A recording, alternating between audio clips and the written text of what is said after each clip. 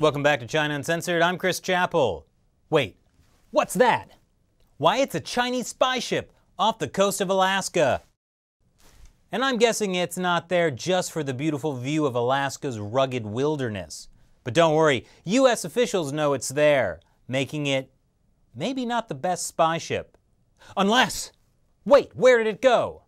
Shoot, folks, I guess it's nowhere to be found. So what was it doing there in the first place? I mean, really, there are so many things happening in Alaska that China would want to spy on. For example, what's going to happen on the next season of Deadliest Catch? Or Ice Road Truckers? Or Alaskan Bush People? Or The Last Frontier? Or Gold Rush? Or Slednecks? Fun fact, Alaska has more reality shows per capita than anywhere else in the world.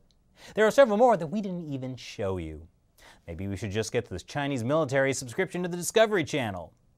Well, one thing's for sure, with a Chinese spy ship so close to US shores, the US government... Wait, the US government says they don't care? Having a Chinese spy ship hanging around Alaska is totally fine? Wait a minute, maybe this is for a new reality TV show. But as fun as that would be, there's probably something else going on. The Chinese spy ship was only 100 miles from Kodiak, Alaska. That's where our military launched an anti-ballistic missile earlier this week. Ah, that makes more sense. They were watching the US military as it tested its THAAD missile system on July 11th.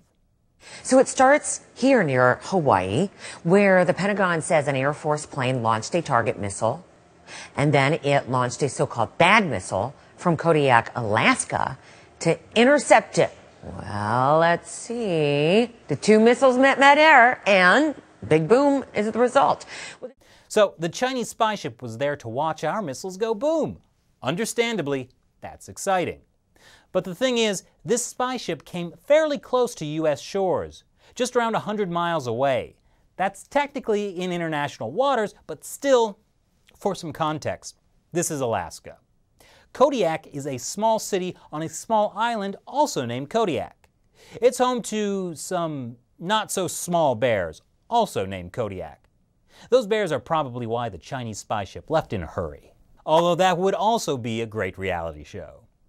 So what's the big deal about this US missile test that the Chinese military would risk imminent bear death to watch? Well, as I said, it was a test of a missile defense system called THAAD. It's the same kind of missile defense array the US has installed in several places around the world. In particular, the US installed a THAAD system in South Korea a few months ago. That was designed to defend against attacks launched by North Korea. But the stakes were raised earlier in July. That's when North Korea tested an intercontinental ballistic missile that could hit Alaska. So maybe China sent its spy ship to observe whether THAAD would be successful if it had to deal with any future missiles from North Korea. Big boom is the result. That's CNN speak for very successful. So clearly, the THAAD system in Alaska is working well. Or as CNN might say, it's booming well. But that's not necessarily good news from the Chinese Communist Party's perspective. They're upset about the similar THAAD system the US installed in South Korea. It's not that the Chinese regime wants South Korea to be destroyed by North Korean missile strikes. It's that an American missile defense system stationed in South Korea could also be used against China, should the Chinese regime ever decide that it wants to take its growing military technology out for a spin. So a Chinese spy ship off the coast of Alaska is unusual. But it follows a lot of other unusual activity recently by the Chinese military. An official told CNN that the US had observed similar Chinese vessels in recent days sailing off the coast of Guam and shadowing a joint US-Australian military exercise. Also, China just sent half of their aircraft carriers through Taiwan's defense zone. What's that, Shelley? China only has 2 aircraft carriers? So they sent 1 aircraft carrier near Taiwan.